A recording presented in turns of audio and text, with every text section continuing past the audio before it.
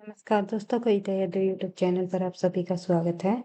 संपूर्ण हिंदी साहित्य से संबंधित पीवाईक्यू को करते हुए हम आगे बढ़ रहे हैं विद सॉल्यूशन के साथ, जो कि आपकी हर परीक्षाओं के लिए काफ़ी हेल्पफुल रहेंगे। चाहे आप किसी भी स्टेट के अंतर्गत होने वाली टीजीटी पीजीटी हिंदी संबंधी परीक्षा देने जा रहे हो, या फिर एनटीए नेट की परीक्षा हो, या कोई अदर परीक्षा हो जिसमें हिंदी साहित्य संबंधी प्रश्न पूछे जाते हैं, उन सभी विद्यार्थियों के लिए ये क्लास काफ़ी हेल्पफुल रहेगी। जैसे अभी हाल ही में होने वाली एलटी ग्रेड की परीक्षा, या फिर डी ट्रिपल एस पी के अंतर्गत होने वाली जो है पीजीटी पीजीटी संबंधी परीक्षा, या फिर ईएमआरएस की परीक्षा हो, या फिर ईएमआरएस की परीक्षा हो, या फिर एनवीएस की परीक्षा हो, या फिर केवीएस की परीक्षा हो, कोई भी परीक्षा हो, या फिर यूपी टीजीटी पीजीटी हो, तो आपको ध्यान रखना है इन्हीं तथ्यों में से परीक्षाओं में प्रश्न पूछे जाते हैं।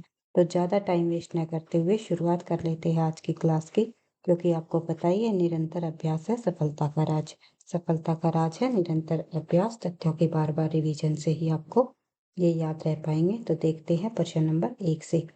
प्रश्न नंबर 1 हमारा, आचार्य रामचंद्र शुक्ल प्रेमाख्यान परंपरा की पहली रचना किसे मानते हैं? जो आचार्य रामचंद्र शुक्ल जी हुए हैं, उन्होंने सूफी काव्य के अंतर्गत जो रचनाएं लिखी गई, जिन्हें हम प्रेमाख्यान काव्य के नाम से जानते हैं, प्रेमाख्यान परंपरा, इसकी पहली रचना किसे माना है? कौन सी रचना रही है शुक्ल जी के अनुसार, ये आपको बताना है। तो हमारा सही आंसर हो जाएगा मृगावती। मृगावती जो रचना है, ये आचार्य रामचंद्र शुक्ल ने प्रेमाख्यान परंपरा की पहली रचना मानी है।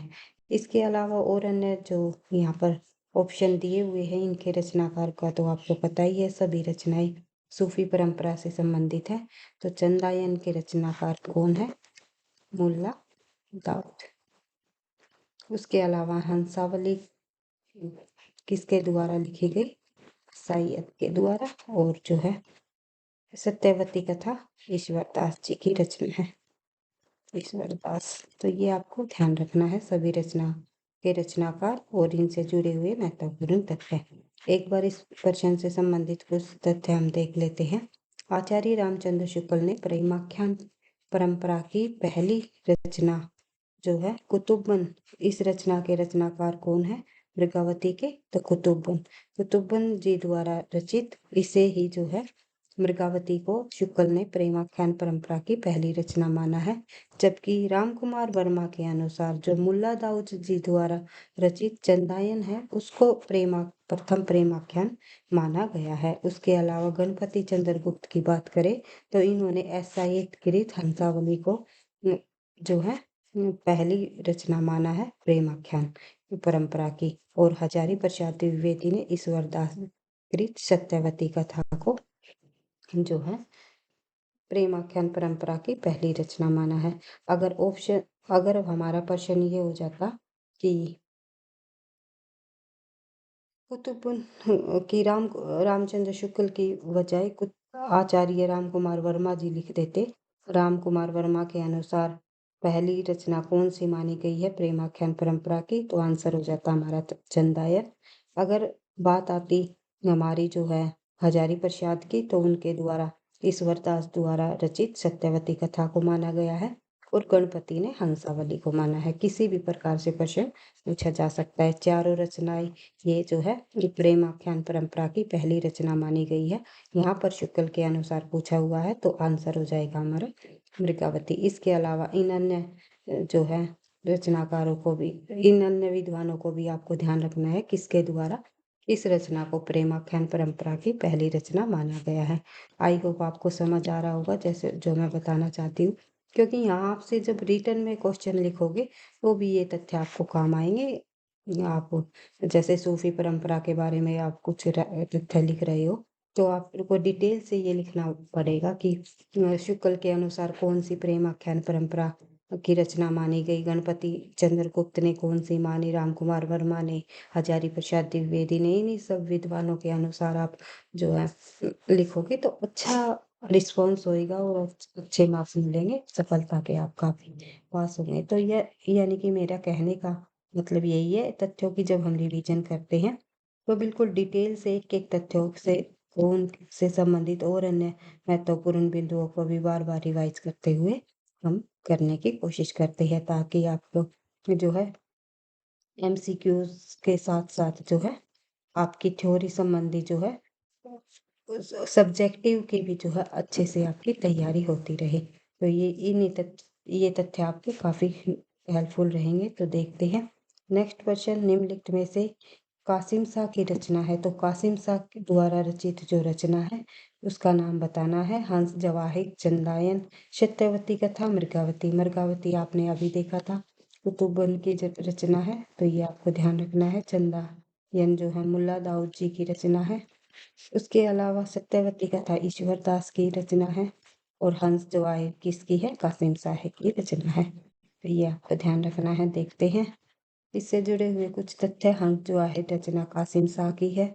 चंदायन मुल्ला दाऊद की रचना है। सत्यवती कथा ईश्वर दास की रचना है। मृगावती कुतुबन की रचना है।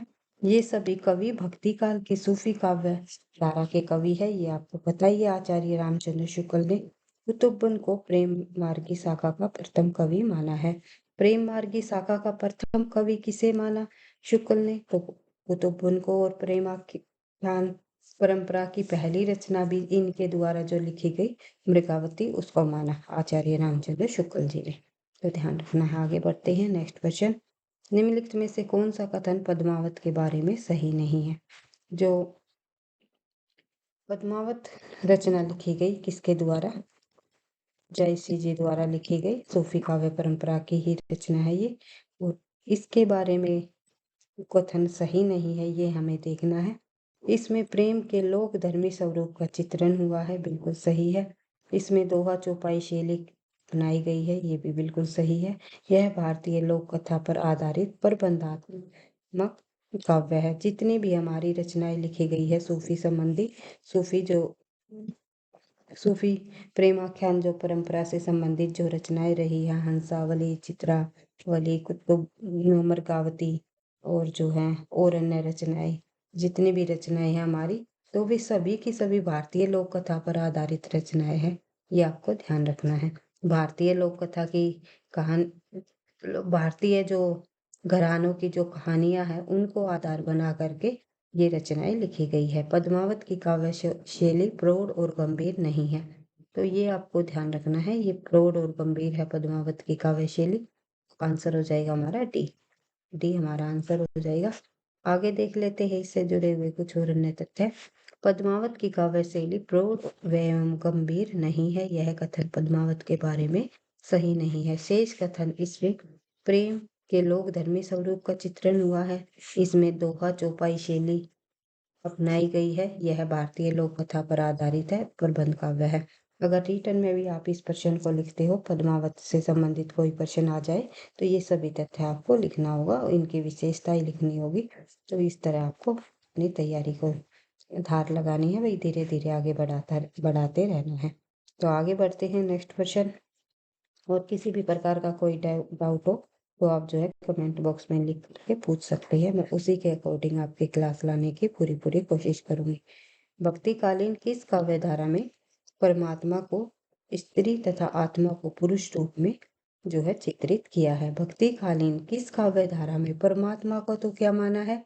एक स्त्री, यानी कि परमात्मा को इन्होंने नायिका माना है, और जो है आत्मा को इन्होंने पुरुष माना है। तो ये किस काव्य धारा के अंतर्गत कहा? परमात्मा को क्या माना है? स्त्री, और आत्मा को क्या माना है? पुरुष। तो ये किस काव्य धारा के अंतर्गत माना गया है भक्ति काल में? तो ये आपको ध्यान रखना है, ये सूफी काव्य परंपरा के अंतर्गत आता है।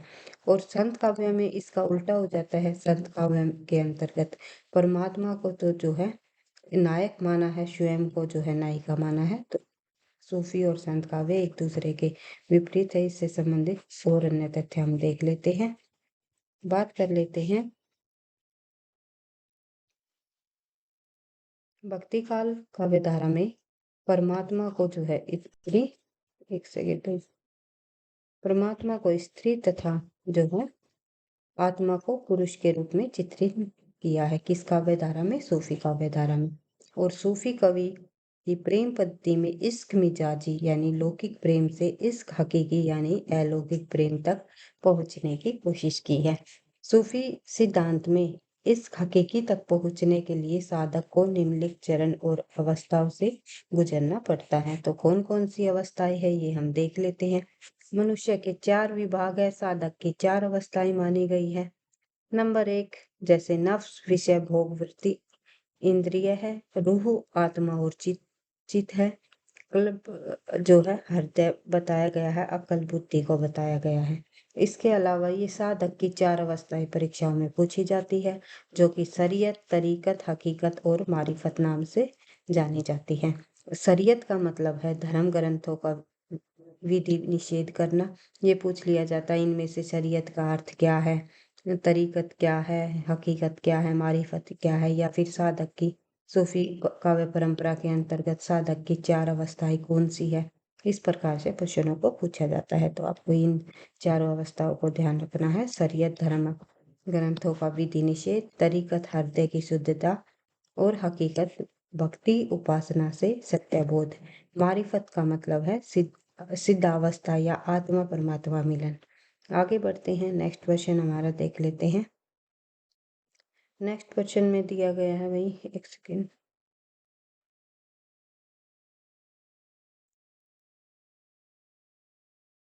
नेक्स्ट क्वेश्चन एक कथन से, एक पंक्ति से संबंधित प्रश्न है। हिंदू मग पाँव न राख्यो, का बहुते जो हिंदी भाक्यो। ये पंक्ति किस बोली में लिखी गई है? तो ये पंक्ति हमारी अवधी बोली से संबंधित है। तो देखते हैं ये पंक्ति किसके द्वारा रचित है। तो अवधी भाषा की ये पंक्ति है। हिंदू मग न पाँव न राख्यो, आगे है का बहुते जो हिंदी भाक्यो। तो ये पंक्तियां जो है नूर मोहम्मद जी द्वारा रचित है और यह इनकी रचना अनुराग बांसुरी से उल्लेखित है। इंद्रावती और जो है अनुराग बांसुरी, ये इनकी 2 रचनाएं हैं, काफी प्रसिद्ध है, काफी बार परीक्षाओं में पूछी जाती है। इस रचना में हिंदी भाषा के प्रति मुसलमानों का भाव प्रकट होता है। जब नूर मोहम्मद पर हिंदी का समर्थन करने का आरोप लगा तो इन्होंने इस पंक्ति के द्वारा अपनी सफाई दी। आगे बढ़ते हैं, नेक्स्ट क्वेश्चन हम देखते हैं। आज का प्रश्न नंबर हमारा 7 देख लेते हैं। प्रेम मार्गी कवि नहीं है, इनमें से प्रेम मार्गी कवि कौन नहीं है? आपको पता ही है, सूरदास जी है। सगुण भक्ति धारा के कृष्ण काव्य धारा के अंतर्गत आते हैं। कृष्ण काव्य के कवि हुए हैं, ब्रज भाषा के काफी प्रसिद्ध कवि हुए हैं। सुर साहित्य, सुर सारावली साहित्य लहरी आदि रचनाएं इन्होंने लिखी है। तो देखते हैं प्रश्न। सूरदास जी जो है प्रेम मार्गी कवि नहीं है, ये सगुण भक्ति धारा काव्य धारा के कवि है। इनकी रचनाएं सूर सागर साहित्य लहरी सुर सारावली है, जबकि जयश्री, मुल्ला दाऊद और मंजन, ये तीनों के तीनों कौन है? ये सूफी कवि माने जाते हैं। सूफी कवि जिन्होंने प्रबंधात्मक रचनाएं लिखी है। सूफी काव्य परंपरा में पद्मावत नाम से जयश्री जी की रचना है। पद्मावत नाम से काफी प्रसिद्ध हुई है जयश्री जी की रचना। मुल्ला दाऊद ने लिखी चंदायन, मंजन कवि ने लिखी मधुमालती। तो ये आपको ध्यान रखना है। आगे बढ़ते हैं, प्रश्न नंबर हमारा 8। चंदायन के रचयिता कौन है? अभी हमने पढ़ा है चंदायन के रचयिता वही मुल्ला दाऊद है। मुल्ला दाऊद जी द्वारा रचित ये रचना है। आगे बढ़ते हैं, चंदायन के रचयिता कौन है? मुल्ला दाऊद है। माता प्रसाद गुप्त ने चंदायन को लोर कहा तथा लोर कथा के नाम से भी अभिहित किया है। यानी कि चंदायन में जो नायक है उसका नाम है लोर और जो है नायिका का नाम है चंदा। तो इसलिए इस रचना को माता प्रसाद गुप्त ने इनके नायक के नाम के आधार पर लोर कहा और लोर कथा कहा है। और 1379 ईस्वी में रचित चंदायन की जो भाषा है उसकी भाषा क्या है? अवधी। इसमें दोहा चौपाई छंद भी प्रयुक्त है। आगे बढ़ते हैं, नेक्स्ट क्वेश्चन हम देखते हैं। पद्मावत है क्या है? पद्मावत एक जो है एक राजसी है, क्योंकि आप लोगों ने देखा ही है पद्मावत में जो है अंत में एक बहुत बड़ी ट्रेजेडी हो जाती है। सभी के सभी जो वे वहां पर रानियां होती है वे क्या हो जाती है? सती हो जाती है, जोहर कर लेती है। तो ये बहुत बड़ी त्रासदी मानी जाती है। मलिक मोहम्मद जैसी जी द्वारा पद्मावत सूफी प्रेम आख्यान काव्य परंपरा की सर्वश्रेष्ठ कीर्ति रही है। अवधी भाषा में लिखित पद्मावत महाकाव्य एक त्रासदी है और आखिरी कलाम अखरावट, मसलानामा, चित्ररेखा जैसी की महत्वपूर्ण रचनाएं है। इसके अलावा आगे बढ़ते हैं नेक्स्ट क्वेश्चन की तरफ। नेक्स्ट क्वेश्चन में दिया गया है, वही देख लेते हैं। कहरनामा किसकी रचना है? तो कहरनामा भी मलिक मोहम्मद जैशी जी की रचना है।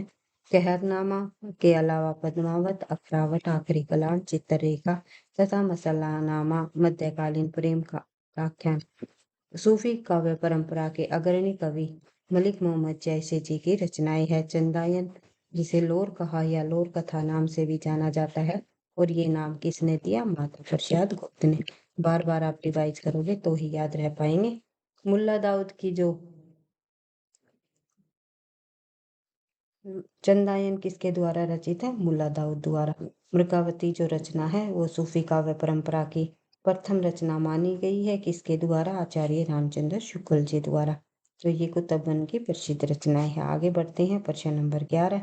चित्रावली किसकी रचना है? पीजीटी हिंदी में पूछा गया प्रश्न है। चित्रावली उस्मान की रचना है। उस्मान कवि हुए हैं जिन्होंने चित्रावली की रचना की। काफी इंपॉर्टेंट रचना है, काफी बार परीक्षाओं में पूछी जाती है। चित्रावली सूफी प्रेमाख्यान काव्य परंपरा के कवि उस्मान की रचना है। अवधी में लिखी गई है। अब किस भाषा में लिखी गई है? अवधी भाषा में। चित्रावली का नायक कौन है? सुजान, और नायिका का नाम चित्रावली है। लगभग सभी रचनाएं जो है सूफी काव्य परंपरा की जितनी भी रचनाएं हैं, सभी रचनाएं हैं, लगभग जो है सभी रचनाएं नायिका के नाम पर लिखी गई। ये एक ऐसी रचना है जो इसके नायक के नाम पर इसका नाम रखा गया। तो ये कुछ थोड़ी थोड़ी जो तथ्य है जो काफी इम्पोर्टेंट है, परीक्षाओं में पूछे जाते हैं बार बार। भाई, नायक के नाम पर आधारित रचना सूफी काव्य परंपरा की कौन सी नहीं है, या जो डिफरेंट होता है एक दूसरे से, उनको आप जो है बार बार रिवाइज करते हुए चले, ताकि आप परीक्षा में किसी भी प्रकार का कंफ्यूजन का सामना न करना पड़े। और जो है तथ्यों की बार बार रिवीजन से ही ये आपको ध्यान रहेंगे। तो ये आपको ध्यान रखना है, और सभी तथ्यों की मैं आपको बार बार कहती हूँ कि बार बार रिवाइज करते हुए चलना है, ताकि आप अच्छे से अच्छा स्कोर प्राप्त कर सको। आजकल कंपटीशन बहुत ही ज़्यादा हो गया है, और इसलिए हमें थोड़ा सा दिमाग लगा करके थोड़ा स्मार्ट तरीके से जो है तैयारी को आगे बढ़ाते रहना है, ताकि आप जल्द से जल्द सफल हो। और कमेंट बॉक्स में लिखे कि थैंक यू मैम। तो देखते हैं, आगे बढ़ते हैं। हमारा सिलेक्शन हो गया है। तो इस प्रकार के जब मुझे कमेंट में बच्चे लिखते हैं तो वो बहुत अच्छा लगता है। खुद ही ऐसा लगता है कि मैं ही एक तरीके से सफल हो गई हूँ। तो ये आप देखते हैं, बढ़ते हैं आगे। जो नायिका सुजान इसका नायक है, और चित्रावली इसकी नायिका है। एक सेकंड भाई, ये मैंने सॉरी भाई, सॉरी, मैंने शायद आपको चित्रावली बोल दिया गलती से, माफी चाहूंगी। ये ज्ञानदीप जो ऐसी रचना है जो कि नायक के नाम पर आधारित है।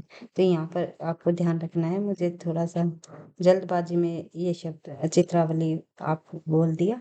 तो ये जो ज्ञानदीप रचना है, ये प्रेमाख्यान नायक ज्ञानदीप के नाम पर आधारित रचना है। तो यानी कि जो सूफी काव्य परंपरा की जो रचनाएं है, मुख्य रूप से नायिका के नाम पर आधारित होती है। जैसे चित्रावली नायिका का नाम है, मृगावती, मधुमालती, पद्मावत के अंतर्गत पद्मावत, तो पद्मावती। तो इस प्रकार से जो है आपको सभी रचनाओं का नाम नायिका के नाम पर आधारित मिलेगा।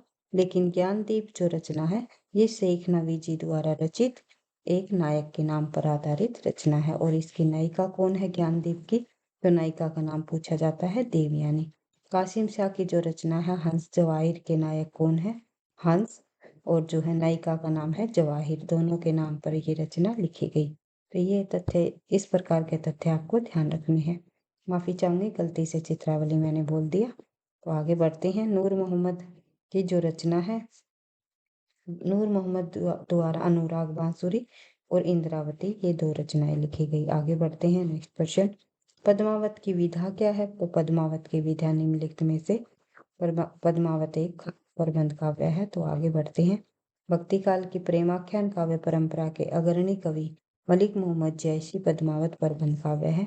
इसमें चित्तौड़ के राजा रतन सेन तथा सिंघलदीप की राजकुमारी पद्मावती के प्रेम विवाह तथा विवाहेतर यानी कि विवाह के बाद के जीवन का मार्मिक चित्रण दर्शाया गया है।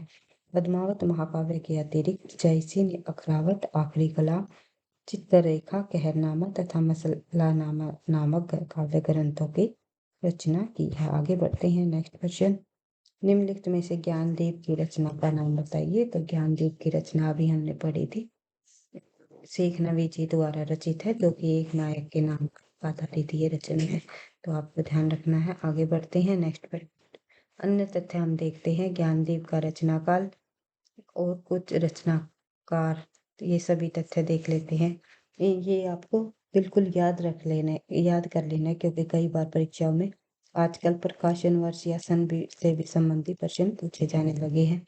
तो ध्यान रखना है। ज्ञानदीप की रचना 1619 शेख नवी जी द्वारा लिखी गई। चित्रावली उस्मान जी द्वारा 1613, या इनको क्रम के अनुसार भी लगाने का प्रश्न पूछा जा सकता है। क्रमानुसार लगाइए।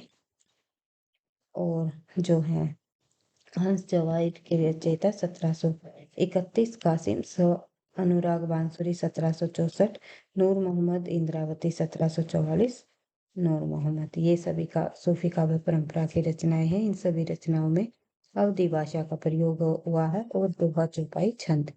आगे बढ़ते हैं। नेक्स्ट क्वेश्चन इंपॉर्टेंट क्वेश्चन है, काफी कई परीक्षा में पूछा गया है, DET+B में, MP में और UP में। तो इन सभी परीक्षाओं में ये प्रश्न पूछा गया है। तो मधुमालती के रचयिता है मंजन। आगे बढ़ते हैं, देखते हैं। मंजन कवि द्वारा रचित रचना है मधुमालती। उसके अलावा इससे जुड़े हुए कुछ अन्य तथ्य जब हम देखें, मधुमालती हिंदी सूफी काव्य परंपरा के अंतर्गत जो है प्रेमाख्यान रचना है, एक मंजन कवि जी द्वारा रचित है। इसमें नायक नायिका के प्रथम दर्शन जन्य प्रेम के साथ साथ पूर्व जन्म के परिणय संस्कारों की महत्ता दिखाई गई है। ये पूछा जाता है, निम्नलिखित में से कौन सी रचना नायक नायिका के पूर्व जन्म पर आधारित रचना है। तो ध्यान रखना है मधुमालती। मधुमालती में मनोहर और मधुमालती की प्रेम कथा का समांतर प्रेमा और ताराचंद की भी प्रेम कथा चलती रहती है। और प्रेमाख्यान काव्य परंपरा के स्वरूप कवि मलिक मोहम्मद जैसी ने पद्मावत, अखरावट, आखिरी कलाम, चित्ररेखा, कहरनामा, मसलानामा आदि काव्य ग्रंथों की रचना की है। यानी कहने का मतलब ये है, एक तरफ मधुमालती और जो मनोहर की प्रेम कथा चलती है, दूसरी तरफ जो है तारा और ताराचंद की प्रेम कथा चलती है। यानी कि इसके अंतर्गत जो है सहनायक और सहनायिका भी आती है। इस कथा में जो है सहनायक और सहनायिका का भी एक मुख्य जो है रोल होता है। तो ये आपको ध्यान रखना है। नायक और नायिका जो है मधुमालती के अंतर्गत मनोहर और मधुमालती है, सहनायक नायिका है तारा। तो ये आपको ध्यान रखना है। आगे बढ़ते हैं। नेक्स्ट क्वेश्चन, चंदायन का तो आपको पता ही है, लोर कहा या लोर कथा भी कहा जाता है, कुतुबुन जी द्वारा रचित मृगावती है। और आगे बढ़ते हैं। नेक्स्ट क्वेश्चन, अखरावट काव्य कीर्ति के रचयिता कौन है। अखरावट के रचयिता कौन है। मलिक मोहम्मद जैसी ही द्वारा रचित अखरावट जो रचना है, प्रेमाख्यान पर परंपरा के प्रतिनिधि कवि माने जाते हैं जायसी जी। ठेठ अवधि में लिखी रचनाएं इनके द्वारा अखरावट, पद्मावत, आखिरी कलाम प्रसिद्ध है, जबकि कुतुबुन ने मृगावती की रचना की। मधुमालती ने जो है मंजन ने जो है मधुमालती की रचना की। उस्मान ने चित्रावली की रचना की। आगे बढ़ते हैं। नेक्स्ट क्वेश्चन हम देखते हैं, भक्तिकालीन सूफी काव्य धारा की विशेषताओं के संदर्भ में निम्नलिखित में से एक विशेषता गलत है। कौन सी गलत है, ये हम देख लेते हैं। पढ़ लेते हैं, सभी विशेषताओं को देख लेते हैं। भक्ति काल में कौन सी विशेषता यहाँ पर गलत दी गई है। इस काव्य धारा के सभी कवि मुसलमान तथा विदेशी हैं। यहाँ पर देखो भाई, सूफी काव्य धारा की विशेषता यहाँ पर पूछी गई है। इस काव्य धारा के सभी कवि मुसलमान तथा विदेशी हैं, तो ये पॉइंट हमारा गलत हो जाएगा। उसके अलावा इस काव्य धारा के सभी कवियों में हिंदू प्रेमी प्रेमिकाओं की प्रेम कथा का काव्यात्मक चित्रण है। जैसे कि मैंने आपको बताया था, हिंदू घराने की कथाओं को ही आधार इन्होंने बनाया है सूफी काव्य में।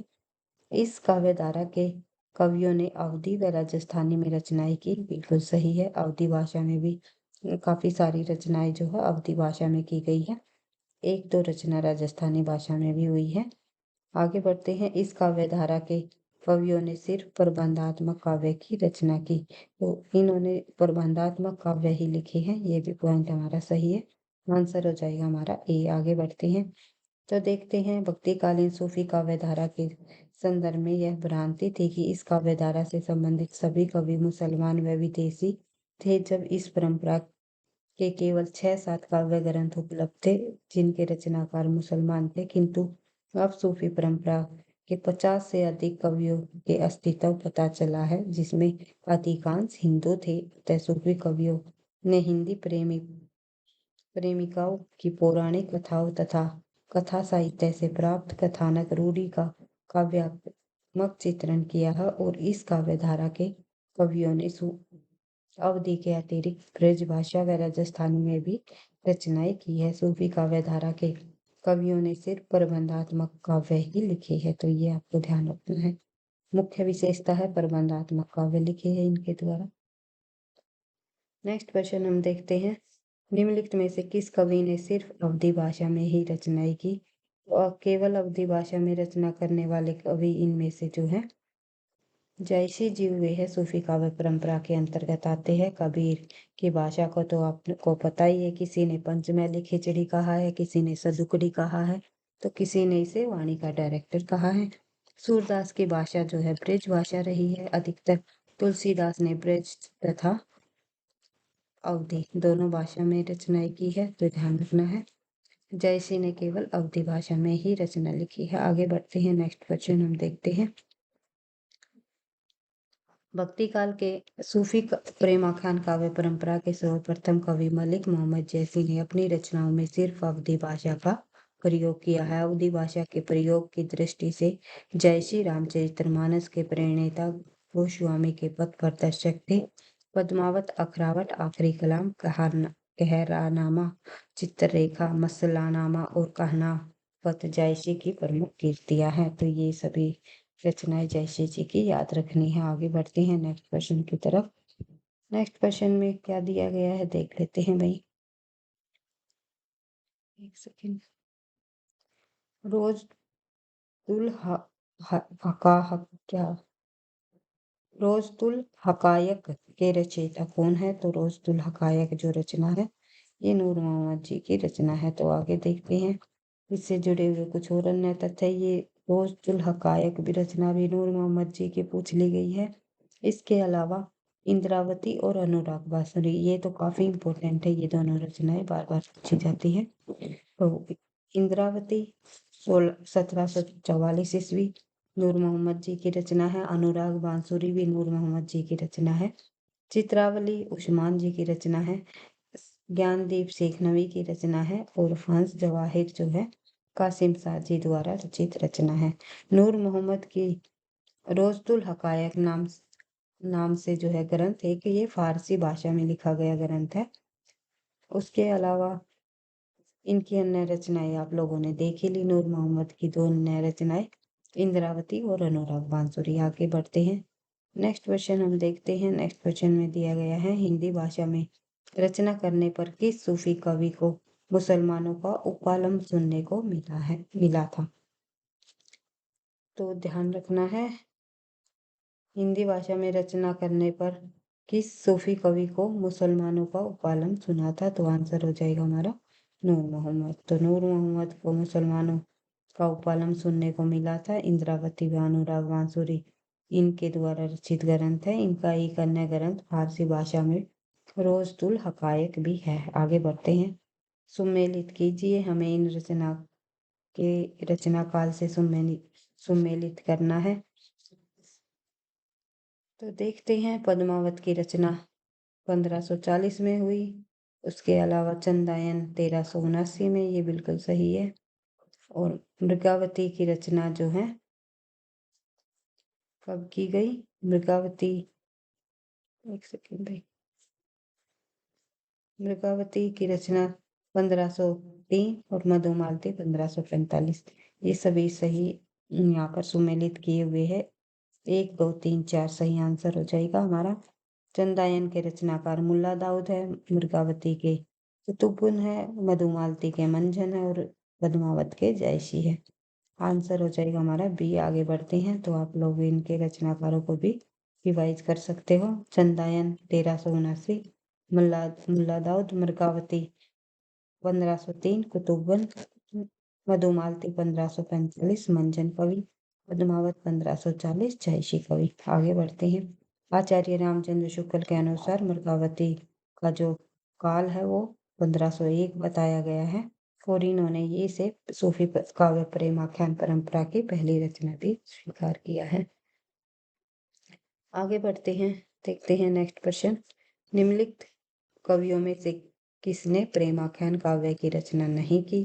तो आंसर हो जाएगा हमारा इनमें से किसने प्रेमाख्यान काव्य की रचना नहीं की? तो आंसर हो जाएगा अब्दुल कादिर। तो देखते हैं इससे जुड़े हुए कुछ और अन्य तथ्य। कवि अब्दुल कादिर ने प्रेमाख्यान काव्य की रचना नहीं की, जबकि मुल्ला दाऊद ने चंदायन, जयसी ने पद्मावत, उस्मान ने चित्रावली की रचना की है। आगे बढ़ते हैं। नेक्स्ट क्वेश्चन हम देखते हैं। नेक्स्ट क्वेश्चन में दिया गया है निम्नलिखित काव्यांश में से विरह की दशा का वर्णन है। यह तन जार उछार के कहो कि पवन उड़ाओ, मको तेहि मारग उड़ी परे, कंत धरे जह पाओ। तो ये कहा है अभिलाषा, मतलब किस दशा का वर्णन है? अभिलाषा का। तो ये आपको ध्यान रखना है। और ये किस रचना से लिया गया दोहा है? पद्मावत से, जो कि जयसी जी द्वारा रचित है। आगे बढ़ते हैं। नेक्स्ट क्वेश्चन हम देखते हैं। मोही का हंसी सी की कोह रही, यानी कि मुझ पर हंस रहे हो या मुझे बनाने वाले पर, यानी कि कुम्हार पर। तो ये आपको ध्यान रखना है, मुझ पर हंस रहे हो या कुम्हार पर, यानी कि मुझे बनाने वाले पर। एक तरह से कुम्हार यहाँ ईश्वर का बोध कराता है। तो आपको ध्यान रखना है कि ये जो कथन है ये किसने कहा? तो ये जयसी ने शेरशाह से कहा, जब शेरशाह सूरी ने जयसी जी की कुरूपता के को देख करके वे हंस पड़े थे। तो इस इस पे जो है जयसी ने ये दोहा उसको बोला और इसी से जो है वे काफी शर्मिंदा हुए शेरशाह सूरी जी। जयसी काने यानी एक आंख से काने थे, जयसी देख नहीं सकते थे एक आंख से, और देखने में काफी कुरूप लगते थे और जो है उनके चेहरे पर चेचक के भी निशान थे, इसलिए काफी कुरूप जो है वे देखने में लगते थे, सुंदर नहीं थे जयसी जी। तो शेरशाह ने इनके रूप को देखकर हंस दिया था और इस पर जयसी ने शेरशाह से ये कहा कि मोही का हंसेसी की कोहरई, यानी मुझ पर हंस रहे हो या कुम्हार पर। कुम्हार पर अर्थात मुझ पर हंस रहे हो या कुम्हार मतलब भगवान पर हंस रहे हो। इस पर शेरशाह बहुत लज्जित हुए और इनसे क्षमा मांगी। नेक्स्ट क्वेश्चन हम देखते हैं। अनहक अन अनलहक में मैं ही बरवा हूँ की घोषणा है। तो ये मंसूर ने कहा है, ये कथन है एक, तो ध्यान रखना है। मंसूर एक कवि और तसव्वुफ सूफी के प्रवर्तक विचारों में से एक माने जाते हैं।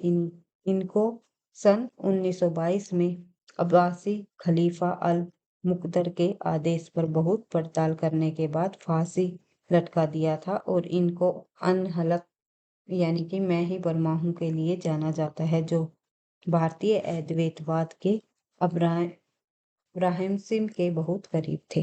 ध्यान रखना है। और अद्वैतवाद के प्रवर्तक कौन है? भक्ति काल के अंतर्गत आप लोगों ने पढ़ाई होगा संप्रदायों में, शंकर देव। आगे बढ़ते हैं। नेक्स्ट क्वेश्चन हम देखते हैं। कुतुबन के गुरु का नाम बताइए। तो कुतुबन के गुरु का नाम क्या है? शेख बुरहान। कुतुबन के गुरु शेख बुरहान है, तो ध्यान रखना है। आगे बढ़ते हैं। शेख बुरहान के शिष्य थे कुतुबन, जिन्होंने मृगावती की रचना की। जौनपुर के शेख हुसैन के आश्रित कवि रहे हैं कुतुबन जी। ये सूफी काव्य परंपरा के कवि थे। इनका प्रसिद्ध ग्रंथ मृगावती है। इस ग्रंथ में लौकिक प्रेम की आड़ में अलौकिक प्रेम की बड़ी सुंदर अभिव्यंजना की गई है और कवि की भाषा, अवधि तथा छंद दोहा व चौपाई माना जाता है। आगे बढ़ते हैं नेक्स्ट क्वेश्चन की तरफ। नेक्स्ट क्वेश्चन है हमारा प्रश्न नंबर 26। तो देखते हैं सूफी कवियों का सबसे प्रिय अलंकार कौन सा है। तो सूफी कवियों का सबसे प्रिय अलंकार समासोक्ति अलंकार माना गया है। दिल्ली KVS पीजीटी परीक्षा में पूछा गया प्रश्न है। आगे बढ़ते हैं। नेक्स्ट क्वेश्चन हमारा रस रतन के रचयिता कौन है। तो रस रतन नामक जो रचना है वो पोहकर कवि जी द्वारा लिखी गई है। तो देखते हैं इससे जुड़े हुए कुछ और अन्य तथ्य देख लेते हैं भाई। सूफी काव्य का अंतिम सॉरी भाई इसकी कोटेशन नहीं है। आगे बढ़ते हैं। रस रतन के रचनाकार कौन है। पोहकर कवि है। पोहकर कवि जो है जहांगीर के समय के थे। कहते हैं कि जहांगीर ने किसी बात पर इन्हें आगरा में कैद कर लिया था और वहीं कारागार में इन्होंने रस रतन नामक ग्रंथ की रचना की जिसका समय था 1673, जिस पर प्रसन्न होकर बादशाह ने उन्हें कारागार से मुक्त कर दिया। आगे बढ़ते हैं। नेक्स्ट क्वेश्चन हम देखते हैं। सूफी काव्य पद्धति का अंतिम ग्रंथ कौन सा माना जाता है। तो सूफी काव्य पद्धति का अंतिम ग्रंथ जो है यूसुफ जुलेखा माना गया है। यूसुफ जुलेखा ग्रंथ सूफी काव्य परंपरा का अंतिम ग्रंथ माना है। सूफी काव्य परंपरा का अंतिम ग्रंथ वैसे इंद्रावती है। सॉरी भाई माफी चाहूंगी। सूफी काव्य परंपरा का अंतिम ग्रंथ इंद्रावती को ही माना गया है, यूसुफ जुलेखा को नहीं। तो देखते हैं आचार्य रामचंद्र शुक्ल ने नूर मोहम्मद इंद्रावती को सूफी काव्य परंपरा काव्यों में अखंडित परंपरा की समाप्ति मानी है और इंद्रावती में कालिंजर के राजकुमार व आगमपुर की राजकुमारी इंद्रावती की प्रेम कहानी है। यूसुफ जुलेखा भी वही किसी के अनुसार माना गया है, इसलिए मुझे थोड़ा थोड़ा ध्यान है। तो आपको वो आगे किसी तथ्य में आएगा तो मैं आपको एक्सप्लेन करने की कोशिश करूंगी। तो वैसे आप शुक्ल के अनुसार देखोगे या फिर सर्वमान्य तौर पर इंद्रावती को सूफी काव्य परंपरा का अंतिम काव्य आख्यान माना गया है। तो आगे बढ़ते हैं। नूर मोहम्मद जी द्वारा रचित रचनाएं आप लोगों ने देख ही ली। अनुराग बांसुरी, इंद्रावती और साथ ही रोज तुगलक जो कि फारसी भाषा में लिखा गया है। नेक्स्ट क्वेश्चन हमारा प्रश्न नंबर 29। पद्मावत में रतन सेन किसका प्रतीक है। तो पद्मावत में रतन सेन जो है किसका प्रतीक है ये आपको बताना है। तो आंसर हो जाएगा हमारा रतन सेन जो है पद्मावत में किसका प्रतीक है, मन का प्रतीक है रतन सेन। उसके अलावा आगे बढ़ते हैं। प्रतीक से संबंधित तथ्य यहाँ पर हम देख लेते हैं। यहाँ से एक क्वेश्चन और पूछ लिया जाता है कई बार। पद्मावत में रतन सेन जो है मन का प्रतीक है। जायसी जी द्वारा पद्मावत के पात्रों का प्रतीकार्थ इस प्रकार है। तो देखते हैं। चौहान भुवन मानव पिंड का प्रतीक है। उसके अलावा चित्तौड़ शरीर का प्रतीक है। रतन सेन मन का प्रतीक है। सिंगल देव हृदय का प्रतीक है। पद्मावती जो है बुद्धि परमात्मा का प्रतीक है। हीरामन तोता जो है गुरु का प्रतीक है। नागमती जो है भोग विलास या संसार का प्रतीक है। आगे बढ़ते हैं। और राघव चेतन भी है वही जो कि शैतान का प्रतीक है। नेक्स्ट प्रश्न आज का हमारा अंतिम प्रश्न है भाई ये देख लेते हैं। मलिक मोहम्मद जैसी के प्रसिद्ध काव्य प्रबंध काव्य का क्या नाम है। तो मलिक मोहम्मद जैसी के प्रसिद्ध प्रबंध काव्य पूछा गया है पद्मावत है। इसके अलावा और भी अन्य रचनाएं हैं जैसी जी की, लेकिन प्रसिद्धि प्राप्त हुई पद्मावत से ही ने।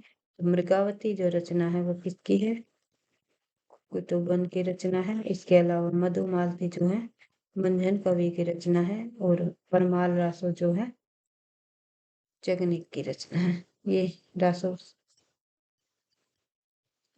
जगलेख की रचना है भाई ध्यान रखना है।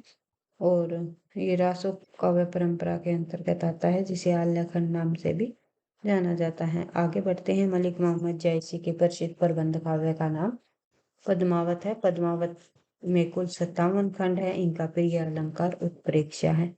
पद्मावत का जो प्रिय अलंकार क्या है वो उत्प्रेक्षा है। और जयसी द्वारा रचित महत्वपूर्ण ग्रंथ कौन कौन से माने जाते हैं। अखरावत, आखिरी कलाम, चित्ररेखा, कहरनामा, मसलानामा, कहानावत आदि है।